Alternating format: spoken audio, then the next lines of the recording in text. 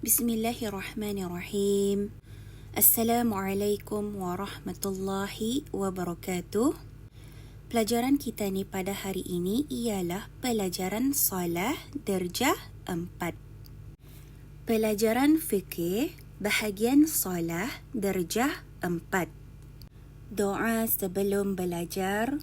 Bismillahirrahmanirrahim. Allahumma iftah alaina hikmataka وانشر علينا من خزائن رحمتك يا أرحم الراحمين رب اشرح لي صدري ويسر لي أمري واحلل عقدة من لساني يفقه قولي. InsyaAllah pada petang ini kita ni akan belajar tajuk baru iaitu rukun sembahyang 13 perkara. Jadi apa dia rukun sembahyang 13 perkaraan ni?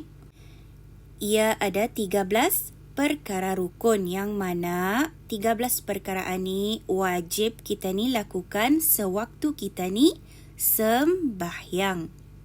Yang pertama ialah 1. Niat. 2. Berdiri betul. 3. Takbiratul ihram. 4. Membaca Fatihah. 5. Rukuk serta tama'ninah. 6. I'tidal serta tama'ninah. 7. Sujud serta tama'ninah. 8. Duduk di antara dua sujud serta tama'ninah. 9. Membaca tahiyat akhir. 10. Duduk membaca tahiyat akhir. 11. Membaca salawat ke atas Nabi pada tahiyat akhir. 12. Memberi salam. 13. Tertib. Jadi kita ni bayangkan, kita ni kan menunaikan sembahyang, kita ni perlu melakukan ke-13 perkaraan yang bermula daripada niat dan diakhiri dengan tertib. Jadi kita ni mau tahu dulu apa yang ada dalam setiap satu perkara rukun sembahyang. Maka pada petang ini kita ni akan belajar berkenaan dengan yang pertama iaitu niat. Pertama sekali, niat. Niat ialah gerak dalam hati dengan sengaja, yakni lintasan hati untuk menunaikan sembahyang dan disertakan dengan perbuatannya sekali. Jadi cikgu ulang, niat ialah gerak dalam hati dengan sengaja, iaitu lintasan hati untuk menunaikan sembahyang dan disertakan dengan perbuatannya sekali. Niat ialah gerak dalam hati kita ni dengan sengaja.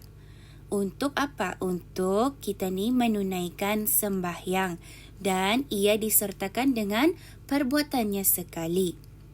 Yang kedua, tempat niat itu di dalam hati. Jadi, tempat niat adalah di dalam hati. Jadi kita ni lihat bulatan kuning yang cikgu bulatkan dan bergaris berwarna merah, sunat niat. Sunat niat itu dilafazkan dengan lidah yang telah cikgu gariskan dengan pen berwarna hijau. Sunat niat itu dilafazkan dengan lidah supaya dapat menolong hati. Jadi apabila kita ni lafazkan niat kita ni dan lidah kita ni bergerak untuk tujuan kita ni menolong hati kita ni berniat, maka hukum niat kita ni adalah sunat. Dan lafaz yang disebut oleh mulut itu bukanlah dikatakan sebagai niat. Jadi cikgu ulang, lafaz yang disebut oleh mulut apabila kita ni lafazkan macam bercakap masa ni, cikgu bercakap masa ni, maka itu bukanlah namanya niat, itu namanya bercakap.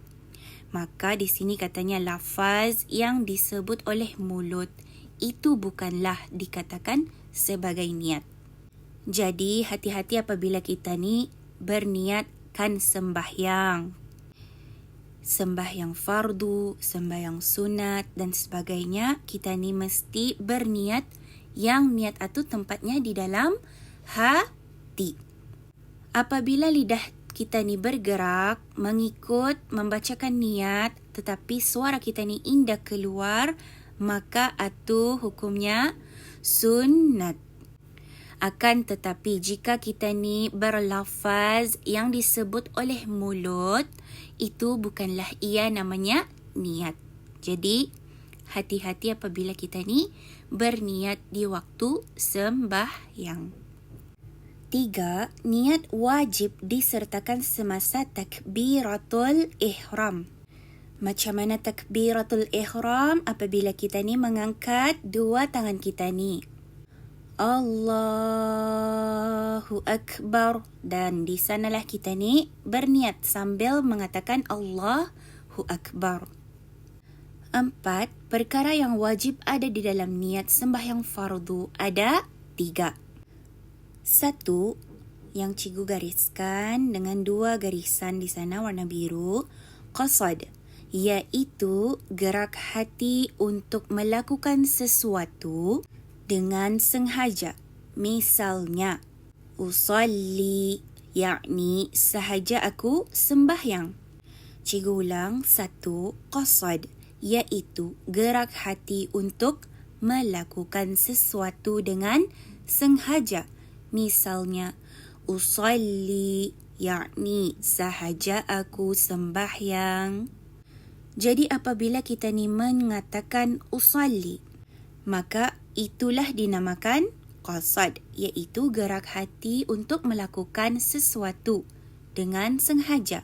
Qasad apabila kita ni berkata usalli, sahaja aku sembahyang. 2. Ta'arrud. Ta'arrud iaitu menjelaskan sembahyang sama ada fardu atau sunat. Misalnya, usalli farda, sahaja aku sembahyang fardu.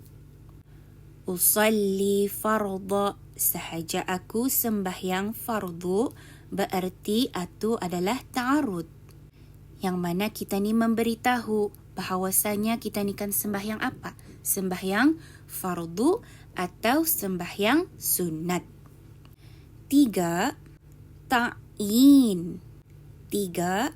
Ta'yin iaitu menentukan nama sembahyang zuhur atau asar atau maghrib atau isya atau subuh. Misalnya, usalli fardhas subhi, sahaja aku sembahyang fardu subuh. 3. Ta'yin iaitu menentukan nama sembahyang kita ni tu sembahyang apa?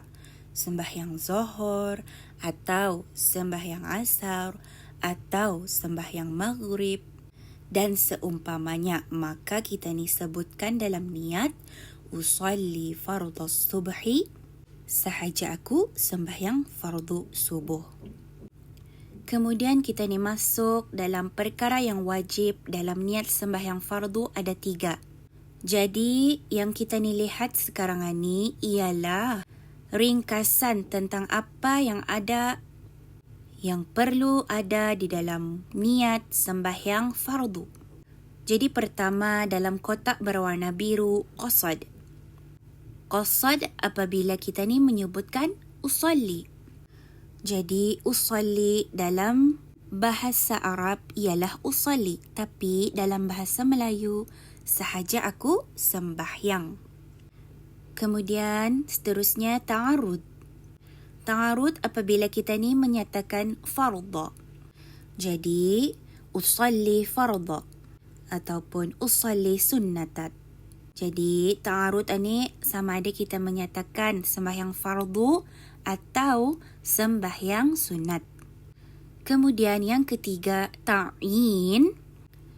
Jadi ta'yin adalah apabila kita ni menyatakan waktu sembahyang kita ni tu, jenis waktu sembahyang kita ni.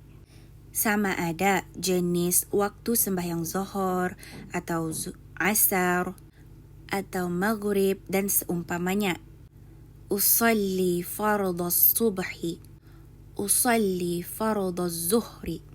Usalli fardal asri. Dan seumpamanya. Jadi cikgu mahu murid-murid untuk ingat apa dia niat yang perlu ada di dalam sembahyang fardu. Jadi 3 perkara ni wajib ada untuk kita ni kan sembahyang. Di dalam niat kita ni sebutkan usalli fardhas subhi. Okey, jadi kita ni masuk perenggan yang di bawah. Contoh lafaz niat sembahyang fardu yang sempurna itu ialah usalli fardhas subhi rak'ataini adaan lillahi ta'ala. Allahu Akbar. Sahaja aku sembahyang fardu subuh 2 rakaat tunai kerana Allah Ta'ala. Jadi lafaz niat sembahyang fardu yang sempurna ini adalah selalu kita ni lakukan dalam setiap kali kita ni sembahyang fardu 5 waktu. Jadi niat yang kita ni lafazkan itu adalah niat yang paling sempurna. Usalli fardhas subhi rak'ataini adaan lillahi ta'ala. Allahu Akbar. Yakni sahaja aku sembahyang fardu subuh 2 rakaat tunai kerana Allah Ta'ala. Kenapa lafaz niat kita ni tu sempurna? Sebab kita ni menyebutkan qasad, kita ni menyebutkan ta'arud, kemudian kita ni menyebutkan ta'in, serta kita ni sebutkan jua berapa rakaat sembahyang itu, adakah ia tunai ataupun qada kerana Allah Ta'ala. Jadi insya-Allah itu sahaja pelajaran kita ni pada petang ini.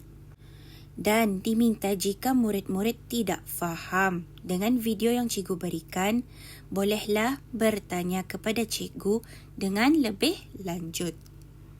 Sekian, Assalamualaikum warahmatullahi wabarakatuh.